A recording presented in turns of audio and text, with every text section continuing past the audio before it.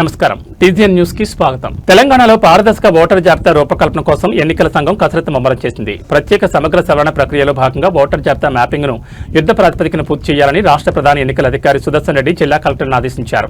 రానున్న 15 రోజుల్లో కనీసం 90% మ్యాపింగ్ పూర్తి కావాలని లక్ష్యంగా నిర్ణయించారు. ఈ కీలక సమావేశంలో హనుమకొండ జిల్లా నుండి కలెక్టర్ చాహత్ బాజ్పాయ్ పాల్గొన్నారు. హైదరాబాద్ నుంచి నిర్వహించిన వీడియో కాన్ఫరెన్స్ లో రాష్ట్ర ఎన్నికల అధికారి పలు కీలక సూచనలు చేశారు. ఇతర రాష్ట్రాలైన ఒడిశా, కర్ణాటకలతో పోలిస్తే తెలంగాణలో మ్యాపింగ్ పురోగతి పెరగాలని సుదర్శన్ రెడ్డి సూచించారు. స్టేషన్ గన్పూర్, అశ్వరావుపేట వంటి నియోజకవర్గాలు ఇప్పటికే 80% పూర్తి చేసి ఆదర్శంగా నిలిచాయని పేర్కొన్నారు.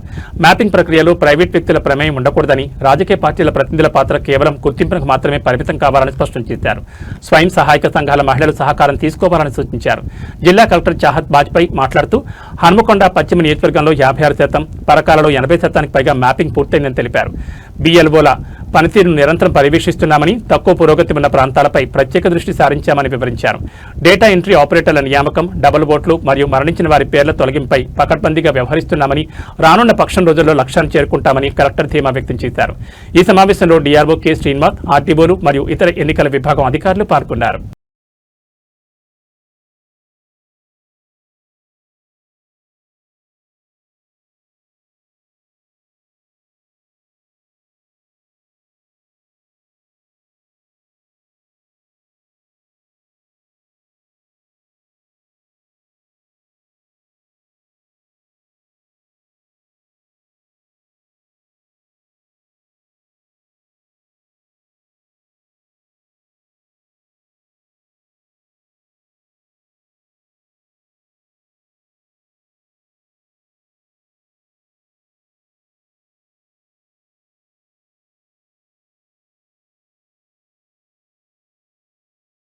నిరుపేదలు, సామాన్యుల ఆర్థిక భద్రతే లక్ష్యంగా భారత ప్రభుత్వం ప్రవేశపెట్టిన పథకాలు సత్ఫలితాలు ఇస్తున్నాయి. భారత ప్రధానమంత్రి జీవన్ జ్యోతి బీమా యోజన పథకం ఒక కుటుంబానికి కొండంత అండగా నిలిచింది. యూనియన్ బ్యాంక్ ఆఫ్ ఇండియాలో ఖాతా కలిగి ఉండి అకాల మరణం చెందిన ఒక వ్యక్తి కుటుంబానికి 2 లక్షల రూపాయల బీమా మొత్తాన్ని అందజేశారు. ప్రధానమంత్రి సామాజిక భద్రతా పథకాలు విజయవంతంగా 11 సంవత్సరాలు పూర్తి చేసుకున్న తరుణంలో యూనియన్ బ్యాంక్ ఆఫ్ ఇండియా ఒక కీలక క్లెయిమ్ను పరిష్కరించింది. వరంగల్ చెందిన వంగా వెంకటేష్ అనే ఖాతాదారుడు ఇటీవల గుండెపోటుతో మరణించారు. ఆయన PMJJBY పథకంలో సభ్యునిగా ఉండడంతో ఆయన భార్య వంగా సత్యవతికి 2 లక్షల సహజ మరణ బీమా మొత్తాన్ని మంజూరు చేశారు. Union bank of India Warangal regional head మరియు డీజీఎం గంటి కమలాకర్ ఈ చెక్కును బాధితురాలకు అందజేశారు. ఈ సందర్భంగా గంటి కమలాకర్ మాట్లాడుతూ, ఈ రీజియన్ పరిధిలో PMSBY మరియు PMJJBY పథకాల కింద 10 బీమా క్లెయిమ్లను విజయవంతంగా పరిష్కరించామని తెలిపారు. అతి తక్కువ ప్రీమియంతో లభించే ఈ సామాజిక భద్రతా పథకాలు అర్హులైన బ్యాంక్ ఖాతాదారులందరూ వెంటనే చేరాలని ఆయన సూచించారు. ఇది ఆపద సమయంలో కుటుంబానికి ఎంతో ఆసరాగా నిలుస్తుందని పేర్కొన్నారు. ఈ కార్యక్రమంలో union bank branch head Shivaprasad, సిబ్బంది సంపత్ కుమార్, జౌలియా, షఫీ తదితరులు పాల్గొన్నారు.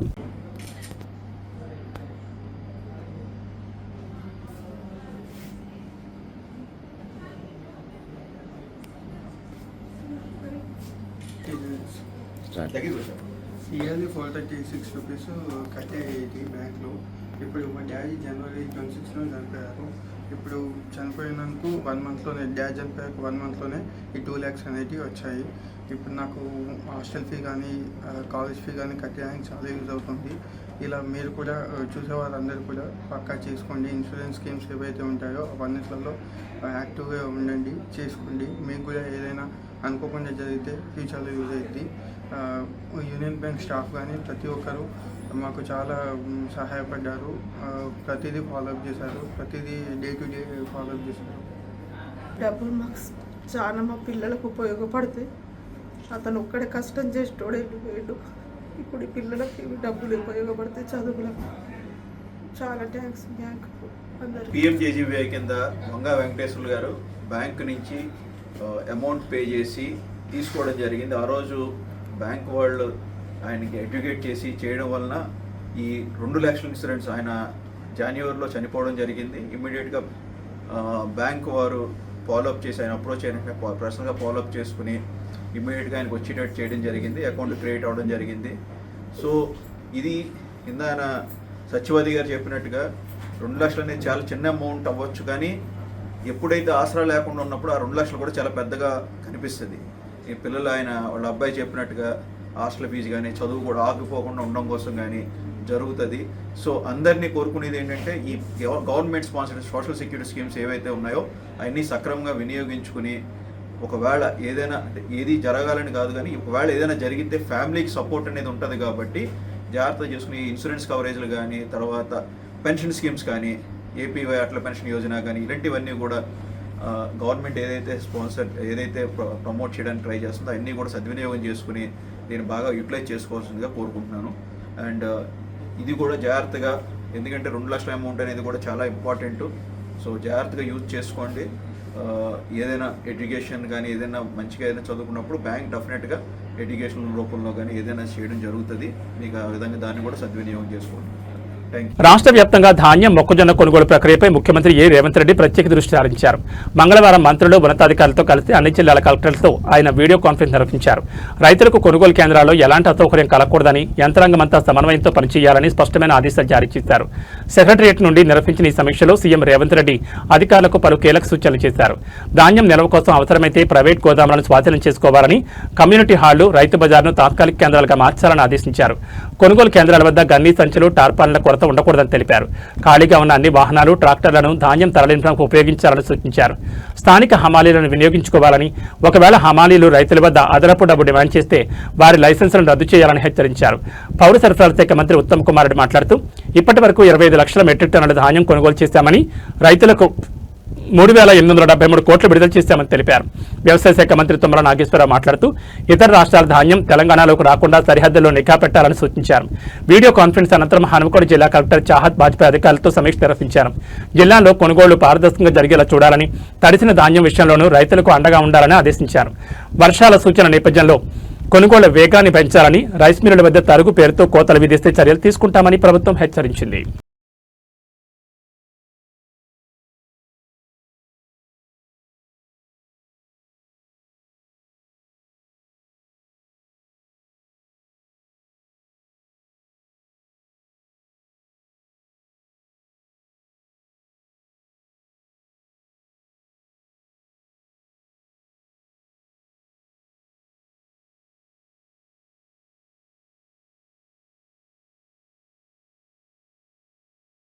వరంగల్ పశ్చిమ నియోజకవర్గంలో ఓటర్ల జాబితా ప్రత్యేక సమగ్ర సవరణ ప్రక్రియను 100% పూర్తి చేయడమే లక్ష్యంగా జిల్లా యంత్రాంగం కసరత్తు ముమ్మరం చేసింది.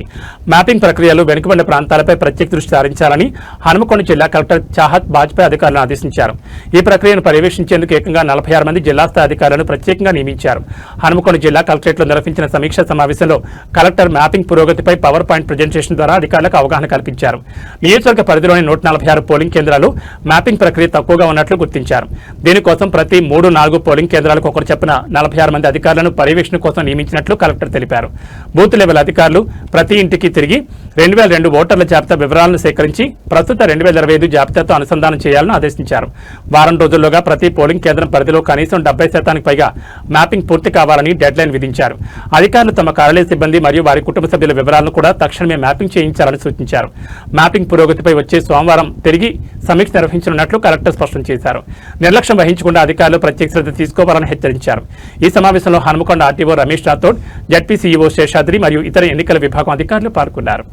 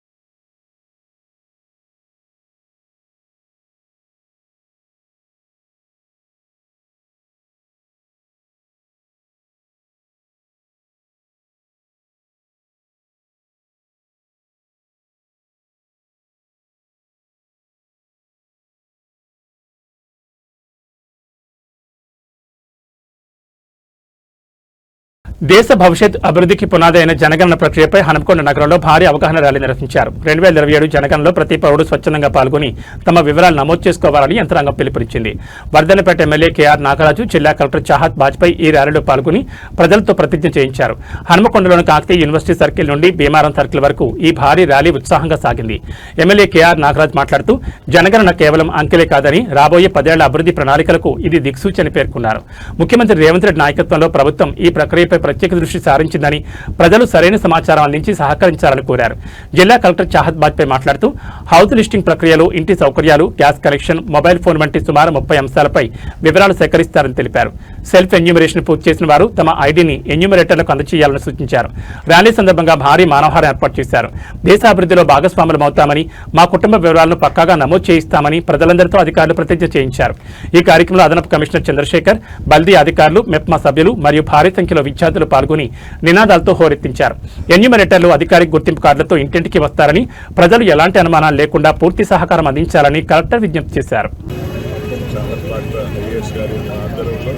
సెల్ఫ్ ఎన్యూమరేషన్ అలాగే జనగణనకు అందరూ కూడా సహకరించాలనే విధంగా ఈ యొక్క వాక్థాన్ పెట్టడం జరిగింది.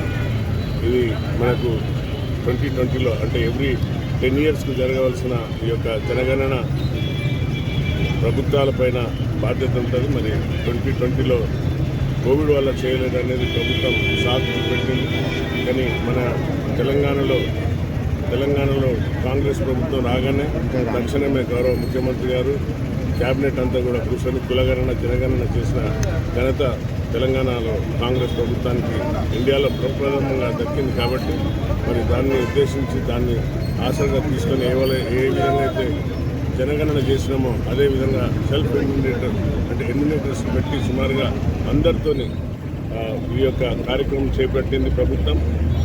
ఈ యొక్క జనగణన జాతికి పునాది రాళ్ళ ఉంటుంది. వారి యొక్క జీవన శైలి, వారు ఏ విధంగా ఉంటున్నారు, ఎవరెవరు ఉద్యోగాలు చేస్తున్నారు, వారి యొక్క స్థితిగతులు అన్నీ కూడా తెలుస్తుంది. మరి ఇందులో ప్రతి ఒక్క అంశాన్ని కూడా పొందుపరిచిండ్రు. వారికి ఎలాంటి సౌకర్యాలు ఉన్నాయి, మన మున్సిపాలిటీ వాటర్ ప్రభుత్వం ఇచ్చే నీరు వస్తుందా, కరెంట్ వస్తుందా, లేకుంటే టాయిలెట్స్ ఉన్నాయా, లేక ఏ విధమైన వారు ఇళ్లలో ఉంటున్నారు, రూఫ్ ఆర్సీసీయా లేక ఇంకా వేరే విధంగా ఇంకా పెంకుటిళ్ళ లేక ఏ విధంగా వారి యొక్క జీవన శైలి అనేది ముఖ్యం. అవి కూడా రికార్డ్ చేసుకోవడం వల్ల ప్రభుత్వాలు ఏం చర్యలు తీసుకోవాలనో వారిపైన బాధ్యతలు ఉంటాయి. కాబట్టి ఈ యొక్క మా యొక్క 55, 56 తర్వాత మిగతా అన్ని మా యొక్క డివిజన్ నుండి వచ్చిన 13 డివిజన్ల నుండి వచ్చిన మా యొక్క నాయకులకు అందరికీ కూడా హృదయపూర్వక ధన్యవాదాలు. మరి నేను కోరగానే మన కలెక్టర్ గారు ఈ యొక్క టీషర్ట్స్ని స్పాన్సర్ చేసి దీనివల్ల ప్రతి ఈ యొక్క టౌన్లో ప్రతి ఒక్కరికి తెలిసిపోయే విధంగా ఈరోజు ఈ కులగణన ఏప్రిల్ 1 నుండి 30th నవంబర్ వరకు జరుగుతుంది. కాబట్టి పెద్ద ఎత్తున దీంట్లో అందరూ భాగస్వాములు కావాలని మరి ప్రభుత్వానికి మనం సహకరించాలని కోరుతూ మీడియా మిత్రులకు మరి దీన్ని స్పాన్సర్ బాగా ఇంకా ప్రచారం చేయాల్సిన బాధ్యత మీడియా మీద ఉంది. కాబట్టి ప్రతి ఒక్కరికి ఇందులో పార్టిసిపేట్ అయిన అధికారులకు, జిల్లా కలెక్టర్ గారికి, డిప్యూటీ కమిషనర్ కాజ్పేట్ గారికి, అలాగే మా యొక్క నాయకులకు, ఇతర అధికారులకు, కళా బృందానికి అందరికీ కూడా హృదయపూర్వక ధన్యవాదాలు. జనగణన 2027 తొలి దశలో భాగంగా నిర్వహిస్తున్న ఇండ్ల గణన, హౌసింగ్ లిస్టింగ్ కార్యక్రమాన్ని పకడ్బందీగా నిర్వహించాలని జిల్లా కలెక్టర్ చాహత్ బాజ్పేయి అధికారులను ఆదేశించారు. హనుమకొండ జిల్లా గ్రేటర్ వరంగల్ మున్సిపల్ కార్పొరేషన్ పరిధిలోని 31 డివిజన్ న్యూ సాయంపేట ప్రాంతంలో కొనసాగుతున్న హౌసింగ్ లిస్టింగ్ ప్రక్రియను కలెక్టర్ బుధవారం ప్రత్యక్షంగా పరిశీలించారు. ఈ సందర్భంగా ఇంటింటికి వెళ్లి ఎన్యూమరేటర్లు నమోదు చేస్తున్న వివరాలను పరిశీలించిన కలెక్టర్ ప్రభుత్వం నిర్దేశించిన మార్గదర్శకాల ప్రకారం గణన ప్రక్రియను పారదర్శకంగా, బాధ్యతాయుతంగా నిర్వహించాలని సూచించారు. ప్రజలు జనగణన సిబ్బందికి పూర్తి సహకారం అందించి సరైన వివరాలు ఇవ్వాలని విజ్ఞప్తి చేశారు. భవిష్యత్ సంక్షేమ పథకాలు, మౌలిక వస్తుల అభివృద్ధి, విద్య, వైద్యం, ఉపాధి వంటి రంగాల ప్రణాళిక రూపకల్పనలో జనగణన గణాంకాలు కీలకమని తెలిపారు. హౌస్ లిస్టింగ్లో ఇంటి నిర్మాణం, కుటుంబ సభ్యుల వివరాలు, ప్రాథమిక వసతులు తదితర అంశాలను ఖచ్చితంగా నమోదు చేయాలని సూచించారు. ప్రజలు అందించే సమాచారం పూర్తిగా గోప్యంగా ఉంచబడుతుందని, ఎలాంటి అపోహలకు తావు లేకుండా అవగాహన కల్పించాలని అధికారులకు ఆదేశించారు. హౌస్ లిస్టింగ్ ప్రక్రియలో ప్రతి ఇంటిని తప్పనిసరిగా కవర్ చేయాలని తెలిపారు. ఏ ఒక్క కుటుంబం కూడా గణనలో మిగలకుండా ప్రత్యేక జాగ్రత్తలు తీసుకోవాలని సూచించారు.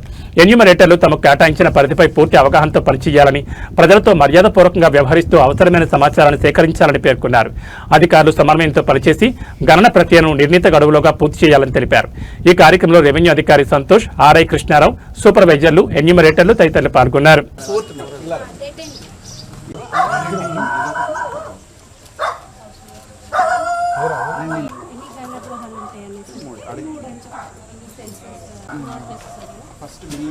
బిల్డింగ్లో ఎన్ని సెన్సస్ హౌసెస్ ఉన్నాయి, మనం ఎన్యూమరేషన్కి వెళ్ళినప్పుడు ఆ సెన్సస్ హౌస్ హోల్డ్ ఎంతమంది ఉన్నారని చెప్తారు.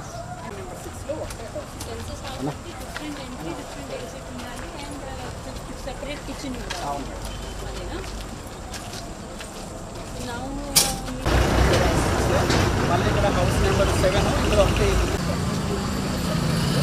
వాళ్ళు ఏమంటారంటే ఇది ఒకటే ఉంది మేడం. హౌస్ నెంబర్ 8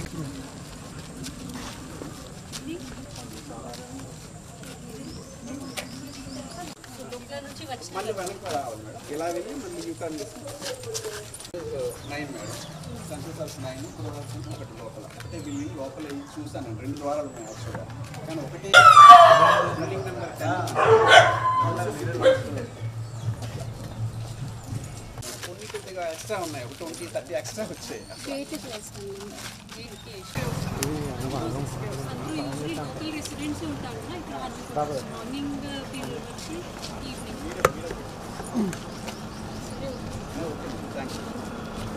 నుంచి మా హౌస్ లిస్టింగ్ ఎక్సర్సైజ్ స్టార్ట్ అయింది. సో దాదాపు మనకు టోటల్ జీడబ్ల్యూఎంసీలో 1700 దాకా ఎన్యూమరేటర్స్ అండ్ అరౌండ్ 250 దాకా సూపర్వైజర్స్ వాళ్ళు అందరూ హౌస్ టు హౌస్ తిరిగి వాళ్ళకి అసైన్ చేసిన ఈ ఈబీలో వాళ్ళు వెరిఫై చేస్తున్నారు ఎన్ని హౌసెస్ వస్తున్నాయి. ఆ ఎక్సర్సైజ్ ఈరోజు వరకు అయిపోతుంది. దాని తర్వాత కూడా ఏమైనా మనకు ఏమైనా బౌండరీస్ చేంజ్ చేయాలి అది చేయాలి ఈరోజు చేయడం జరుగుతుంది. అండ్ రేపటి నుంచి ఫుల్ ఫ్లెడ్జ్గా వాళ్ళు ఇంటింటికి వివరాలు కలెక్ట్ చేయడం స్టార్ట్ చేస్తారు. సో అందరితో ఒకటే రిక్వెస్ట్కి కంపల్సరీ వాళ్ళకి హెల్ప్ చేయాలి. కరెక్ట్ డేటా కరెక్ట్ వివరాలు ఇవ్వాలి. మీ డేటా అంతా సేఫ్గా ఉంటుంది. It is a statutory exercise, it is a constitutional exercise. Completely me data safe ఉంటుంది. అండ్ దాదాపు 15 years తర్వాత మనకు సెన్సస్ జరుగుతుంది. సో ఈ వచ్చిన డేటాతో మళ్ళీ నెక్స్ట్ 10 years కోసం మనకు పాలసీ మేకింగ్లో ఇంపార్టెంట్ ఉంటుంది. సో కరెక్ట్ డేటా వస్తేనే మనకి ఈ డేటాకి లాభం ఉంటుంది. సో అందరితో రిక్వెస్ట్ వాళ్ళకి సపోర్ట్ చేయాలి, కరెక్ట్ డేటా కరెక్ట్ వివరాలు ఇవ్వాలి.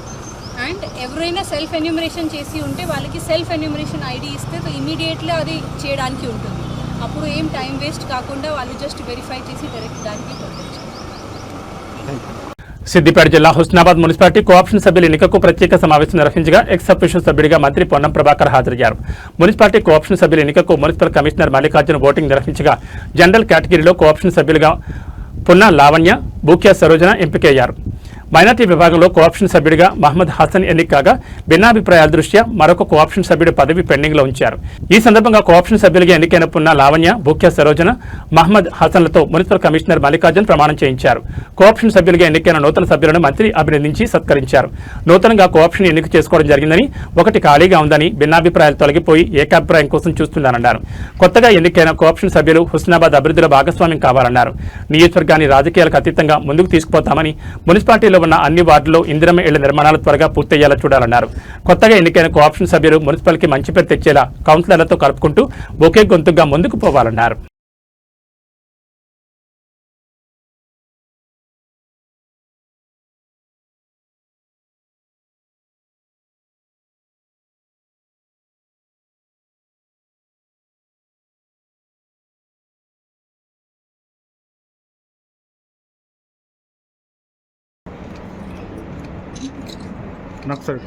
సార్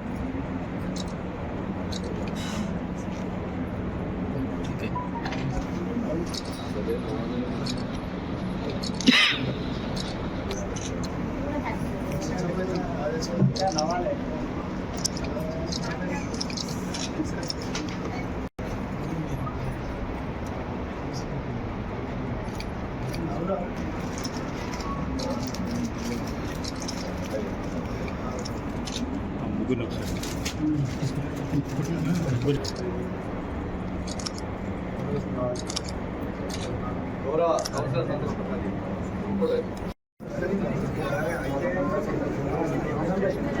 చెప్పచ్చు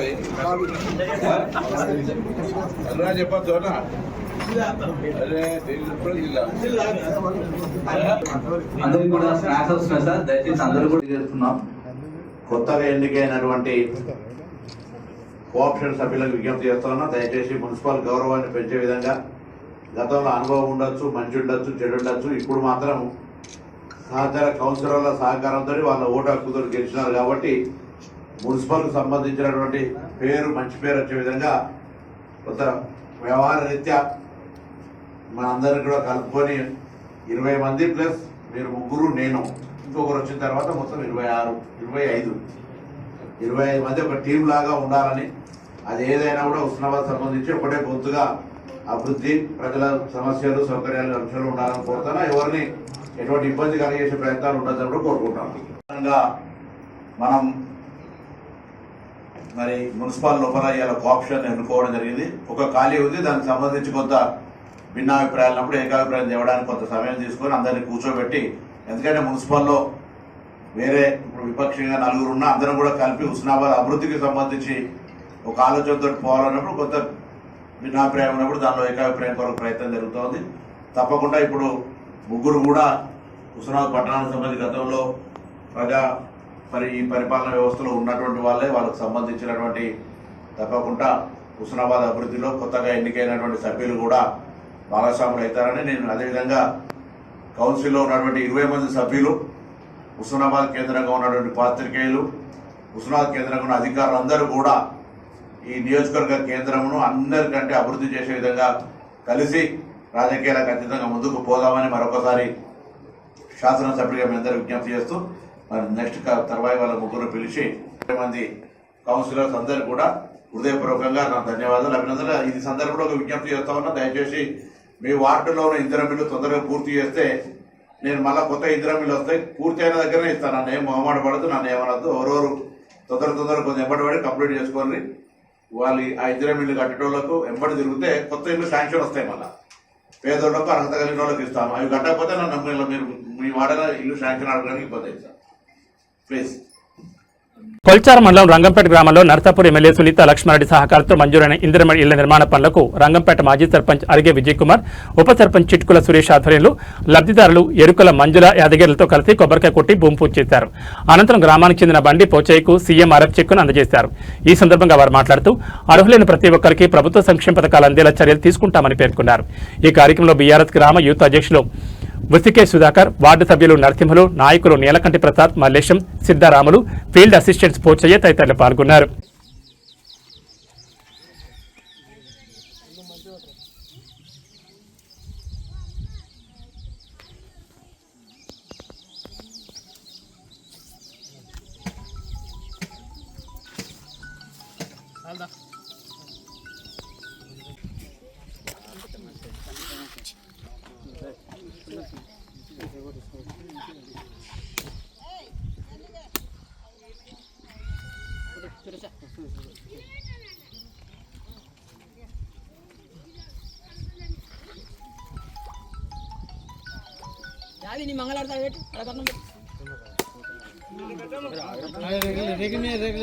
జవహర్ నగర్ పోలీస్ స్టేషన్ పరిధిలోని కౌకూర్లో గల గల్ఫ్ ఎన్క్లేవ్ లో నేపాల్ ముఠా దోపిడీ చేసింది. ఇంట్లో మోహన్, అతని భార్య లక్ష్మి ఉంటున్నారు. 15 రోజుల క్రితం నేపాల్కి చెందిన 2 భార్యాభర్తలు ఇంట్లో పనికి చేరారు.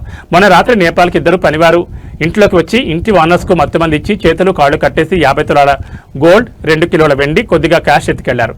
నిన్న మధ్యాహ్నం మేలుకొని పోలీసులు సమాచారం ఇచ్చారు. ఈ దోపిడీలో భార్యాభర్తలు కాకుండా ఇంకో 5 ఉన్నట్లు సమాచారం.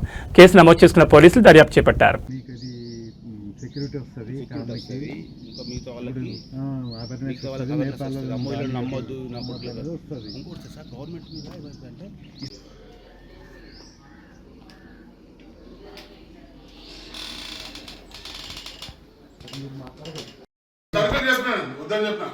కానిస్టేబుల్ వద్దు.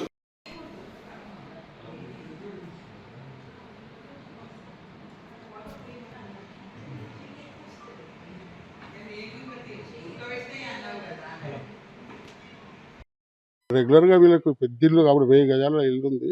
సో రెగ్యులర్గా సర్వెంట్స్ వస్తుంటారు. ఇప్పుడు ఎవరైతే మీడియేటర్ పంపించిన భీమన్ అంటాడు, వాడు నేపాల్ వాడే, వాడు 3 years నుంచి పంపిస్తున్నాడు వేరే వాళ్ళని. ఎప్పుడు ఇట్లా జరగలేదు, ఇదే ఫస్ట్ టైం.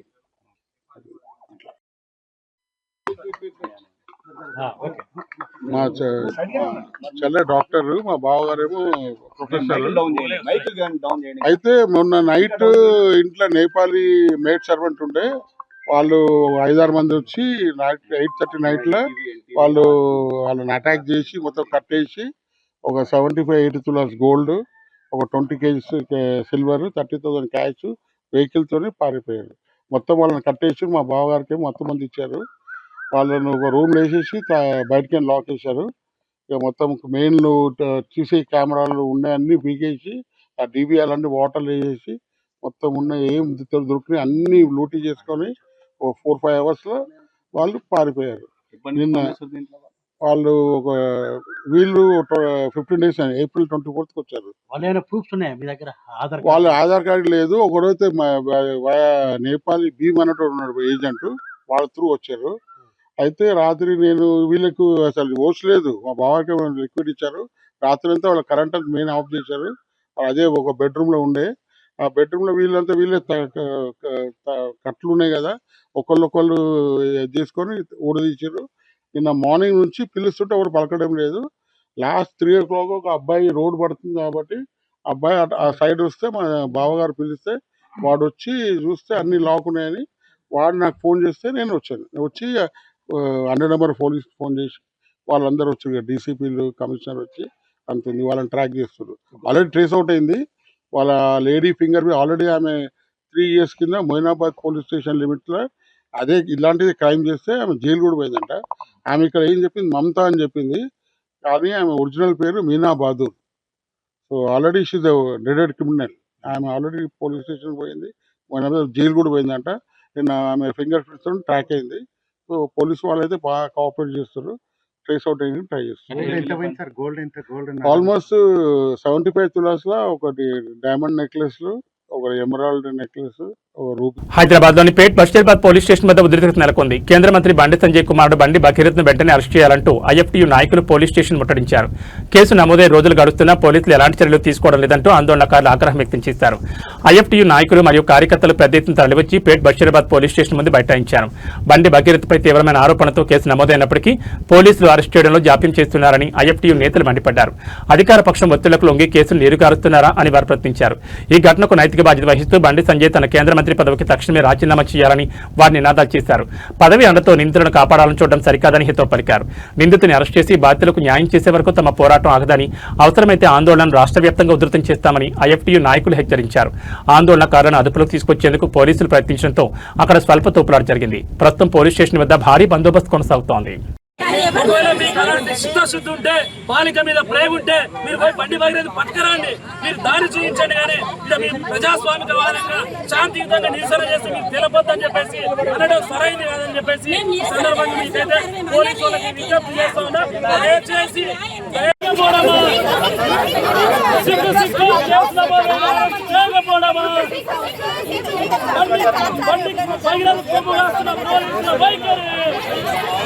నమోదైనటువంటి పోలీస్ స్టేషన్ లో ఇప్పటి వరకు అరెస్ట్ చేసుకుంటాం. ఎవరు షేమ్ గా ఫీల్ కావాలి సార్? ఎవరు కావాలి చెప్పండి. అట్లానే మీ చేతిలో ఏముందని మనం ఏమనుకోవట్లేదు. మీ చేతిలో ఏముందని మేము కూడా అనుకోవట్లేదు.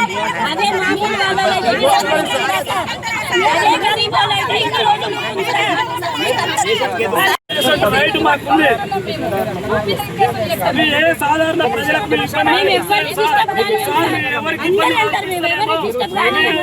కేసులు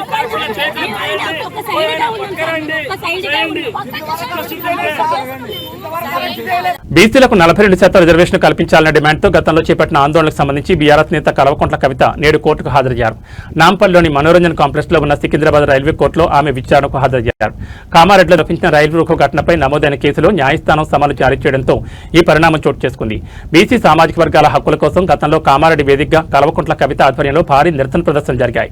బీసీలకు 42% రిజర్వేషన్లు ఇవ్వాలని డిమాండ్ చేస్తూ కామారెడ్డిలో రైలు రోకో నిర్వహించిన కార్యక్రమంలో రైల్వే పోలీసులు కవితతో పాటు పలువురిపై కేసులు నమోదు చేశారు. ఈ కేసు విచారణలో భాగంగా ఎమ్మెల్సీ కవితతో పాటు మరో 12 మంది నాయకులు నేడు న్యాయమూర్తి ముందు హాజరయ్యారు. కోర్టు ఆదేశాల మేరకు తమ వాదనలు వినిపించేందుకు వారు సిద్ధమయ్యారు. ప్రజా సమస్యల కోసం, ముఖ్యంగా వెనుకబడిన వర్గాల కోసం పోరాడుతున్నప్పుడు ఇలాంటి కేసులు ఎదుర్కోవడం తమ కొత్తమీ కాదని బీఆర్ఎస్ శ్రేణులు పేర్కొంటున్నాయి. కవిత రాకతో కోర్టు ప్రాంగణంలో బీఆర్ఎస్ నాయకులు, కార్యకర్తలు పెద్ద ఎత్తున తరలివచ్చారు.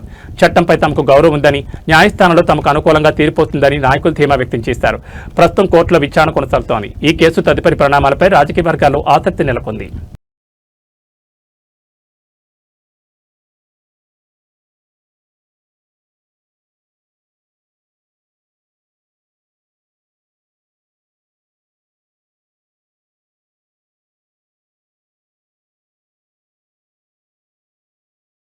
కేంద్ర మంత్రి బండి సంజయ్ కుమార్ ఫోక్సో కేసు ఆరోపణలు ఎదుర్కొంటున్న సమయంలో ఆయన ప్రధాని ముఖ్యమంత్రితో కలిసి కార్యక్రమంలో పాల్గొనడం చట్టాలను అగౌరవపరచమని టీఆర్ఎస్ చీఫ్ కల్వకుంట్ల కవిత అన్నారు. మహిళలకు భరోసా కల్పించాల్సిన బాధ్యత ప్రభుత్వాలపై ఉంటుంది. ప్రభుత్వం వెంటనే లుకౌట్ నోటీసులను విడుదల చేయాలని బండి సంజయ్ కుమార్పై పోస్టర్లు ఎవరు వేస్తున్నారో అందరికీ తెలుసు. రాజకీయాలకు సంబంధం లేని వ్యక్తిని అలా పర్సనల్ గా టార్గెట్ చేయడం తనకు కరెక్ట్ గా అనిపించడం లేదు. ఈ పోరాటాలు ఏదో పాలమూరుకి ఏదైనా తీసుకొచ్చేలా ప్రధానిపై ఒత్తిడి తీసుకురావాలన్నారు. ప్రధానంగా ఒకటే అండి, POCSO is a serious case. అంత గంభీరమైనటువంటి ఆరోపణలు వారి కుటుంబ సభ్యుల మీద ఉన్నప్పుడు కేంద్ర మంత్రి గారు ప్రధానమంత్రి గారి పక్కన ముఖ్యమంత్రి గారి పక్కన వేదికలు పంచుకోవడం అన్నది న్యాయాన్ని, చట్టాన్ని, దాని మీద ఉండేటటువంటి నమ్మకాన్ని తగ్గించినట్టుగా మేము భావిస్తూ ఉన్నాము. వారు వెళ్ళి ఉండకుండా ఉండాల్సింది మొదటిది. రెండవది, వారు వెళ్ళిన తర్వాత రాష్ట్ర ప్రభుత్వం తెలంగాణ మహిళలకు ఒక కాన్ఫిడెన్స్ ఇవ్వడానికి ఇమీడియట్గా వారి కుటుంబ సభ్యులు ఎవరైతే ఆరోపణలు ఎదుర్కొంటా ఉన్నారో వారి మీద లుకౌట్ నోటీస్ ఇవ్వాలని చెప్పి మేము డిమాండ్ చేస్తూ ఉన్నాం. సో ఇట్లా మహిళలకు కాన్ఫిడెన్స్ ఇచ్చే విధంగా ప్రభుత్వాలు ఉండాలి తప్పితే ఇంకోటి కాదు. మరి అది ఇవ్వాలని డిమాండ్ చేస్తాం. కేంద్ర హోంమంత్రి కొడుకే అబ్స్కాండింగ్ లో ఉన్నాడని చెప్పేసి పోస్టర్ పెడతాం తెలంగాణ ఎవరు పెడుతున్నారో మనకు తెలుసు కదా, వాళ్ళు ఎవరు పెడుతున్నారో మనకు తెలుసు. వారు నేను కోరేది ఒకటే, ప్రధానమంత్రి గారి దగ్గర నుంచి పాలమూరు కోసం ఏమైనా తీసుకురండి, దానికోసం ఉద్యమం చేయండి తప్పితే ఒక పిల్లగాడు, అది కూడా పాలిటిక్స్లో లేని పిల్లగాడి మీద పడి पर्सनल अटैक చేయడం అనేది నాకు పర్సనల్ గా నచ్చని అంశం. आज हम नामपल्ली कोर्ट में, नामपल्ली कोर्ट है मनोरंजन कोर्ट, जय तेलंगाना. మానవ శరీరంలో ఎక్కువగా వచ్చే గుండెకు సంబంధించిన దడ విషయంలో శ్రద్ధ చూపకపోతే తీవ్ర పరిణామాలు చవిచూడాల్సి వస్తుందని Shri holistic hospital chairman doctor VS Ramachandra వెల్లడించారు. నేడు నిజాంపేటలోని హాస్పిటల్లో గుండె కొట్టుకోవడంలో తేడాలు ఉన్న వారికి చికిత్స అందించేందుకు అత్యాధునిక పల్స్ ఫీల్డ్ అబ్లేషన్ అనే టెక్నాలజీతో చికిత్స అందించే దిశగా ఆసుపత్రిలో ప్రారంభించారు. సాధారణంగా గుండెలో విద్యుత్ ప్రవాహంలో లోపాలు ఉండడం వల్ల గుండె కొట్టుకునే వేగం పెరగడం, తగ్గడం వంటివి రావడం ద్వారా బ్రెయిన్ స్ట్రోక్, పెరాలసిస్ వంటి వచ్చే అవకాశం ఉందని ఆయన తెలిపారు. ఇటువంటి ప్రమాదాలను గుర్తించి ఈ నూతన టెక్నాలజీ ద్వారా గంట వ్యవధిలోనే చికిత్స అందించి గుండెతో పాటు రక్త కణాలు, ఆహార వాహికకు హాని కలగకుండా శస్త్రచికిత్స చేయొచ్చని తెలిపారు. దేశంలోనే మొట్టమొదటిసారిగా తెలంగాణ రాష్ట్రంలో ఈ విధానాన్ని అమలులోకి తీసుకొచ్చామని, ఈ చికిత్సకు సంబంధించి ఎటువంటి వయసుతో సంబంధం లేకుండా చేయొచ్చని అన్నారు. పాత పద్ధతితో పోలిస్తే ఈ చికిత్స చాలా తక్కువ సమయంలో పూర్తవుతుందని పేర్కొన్నారు. ఈ టెక్నాలజీ వాడడం ద్వారా బ్రెయిన్ స్ట్రోక్ వచ్చే అవకాశాలు కూడా పూర్తిగా తగ్గుతాయని, దానికి తగ్గట్టుగానే చికిత్స ఉంటుందని అన్నారు. ఈ కార్యక్రమంలో doctor Prakash, senior cardiologist Govind, doctor Bharani, వారి బృందం ఈ నూతన టెక్నాలజీని ప్రజలకు పరిచయం చేశారు. అండ్ ఫ్యూ సెకండ్స్ లో అయిపోతుంది అనమాట. అంటే గంటలు పట్టే ప్రొసీజర్ మనకి ఇప్పుడు ఆల్మోస్ట్ మొత్తం 4 గంటలు పట్టే ప్రొసీజర్ మనకి ఇప్పుడు లెస్ దెన్ 1 అవర్ లో మనం ఈ పల్స్ ఫీల్డ్ అబ్లేషన్ ద్వారా సేఫ్ గా చేయొచ్చు. పేషెంట్ రికవరీ కూడా చాలా బాగుంటుంది. ఎందుకంటే పక్కన ఉన్న మన హార్ట్ బ్యాక్ సైడ్ ఉన్న మన ఆహారం తీసుకునే ట్యూబ్ ఉంటుంది, అలాగే హార్ట్ చుట్టూ నర్వ్స్ ఉంటాయి, హార్ట్ కి సప్లై చేసే కొన్ని రక్తనాళాలు ఉంటాయి. ఈ డేట్ని కూడా అసలు ఏం డ్యామేజ్ చేయండి. ఇది మనకు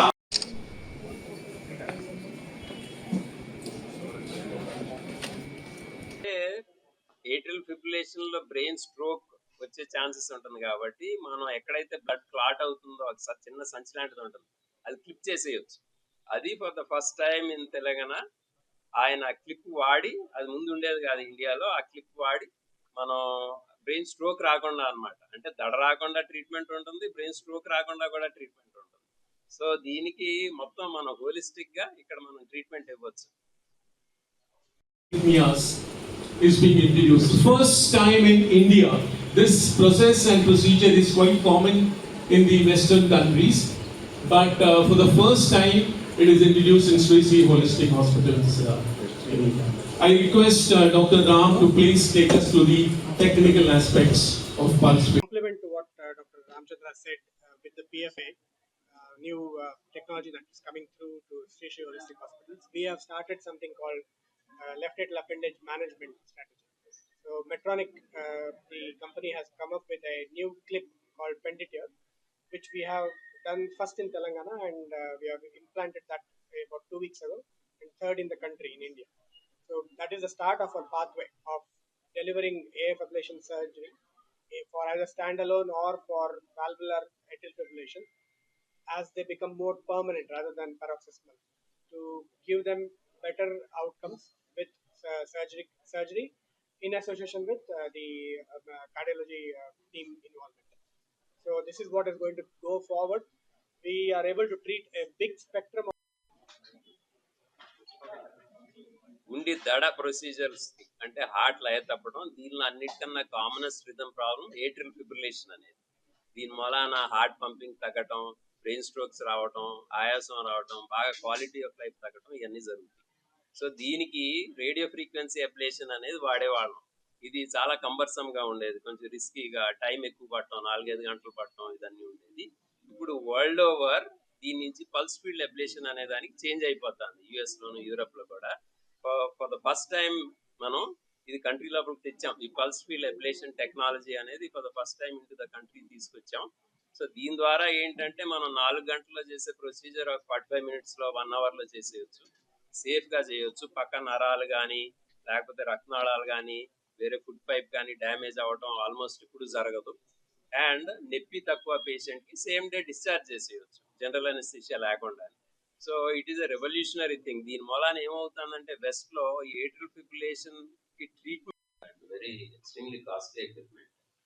సో ఒక చోటే పెడతాం. ఇంకోటి ఏంటంటే మనం ఇది చేసినప్పుడు ఆ క్యాథ్లా బ్లాక్ చేసేస్తాం, అంటే వేరే ఏం కేసులు చెయ్యం. ఎందుకంటే మాకు అలా అలవాటు అయిపోయింది. పూర్వం 4 గంటలు 5 గంటలు పట్టే ప్రొసీజర్. ఇప్పుడు ఇది కొత్తది వస్తే మరి మాకునేమో తెలియదు, ఎందుకంటే this is super fast procedure. మరి సో తెలియదు, కానీ ఇప్పుడు అయితే ఒక సెంటర్లోనే ఉంచి we have to get patients to that centre and do. So దాని క్యాథెటర్ కాస్టే ఇప్పుడు అరౌండ్ 4.5 lakhs ఉంది. దాని క్యాథెటర్ అంటే ఏదైతే ఈ ఎనర్జీ తీసుకెళ్ళి అక్కడ హార్ట్ లోపల ఇస్తుందో అదే 4.5 lakhs ఉంది. సో కాకపోతే అంటే మనం ప్రొసీజర్ ఇప్పుడు యాక్చువల్లీ మనం మామూలు ఏట్రియల్ ఫిబ్రిలేషన్ అబ్లేషన్లో అయినా ఇందాక డాక్టర్ తుషారా చెప్పినట్టు మనం చాలా తక్కువ మార్జిన్స్ ఉంటుందే చేస్తాం, ఎందుకంటే ఎనీవే కాస్ట్లీ ప్రొసీజర్స్ అన్ని. But the thing about any technology is మనం వాడుతూ ఉంటే అది చౌక అయిపోతుంది. వాడలేదనుకోండి అసలు అది ఆ టెక్నాలజీనే రాదు. ఫర్ ఎగ్జాంపుల్ లేజర్, నేను యూఎస్లో ఉండేటప్పుడు 30 years back laser left and right వాడేవాడు. ఇప్పుడు ఇండియాలోకి వస్తా ఉంది, ఎందుకంటే అది కాస్ట్లీ అనే వాళ్ళ. అలాగే స్టెంట్లు కూడా ఒకప్పుడు కాస్ట్లీనే. దాని తర్వాత వాడటం మొదలు పెట్టేటప్పుడు గ్యాస్ నంబర్స్ బికమ్ మోర్, వాళ్ళు కూడా కాస్ట్ తగ్గించుకోగలరు. So I don't. AB bulletin విశేషాలు. నమస్కారం.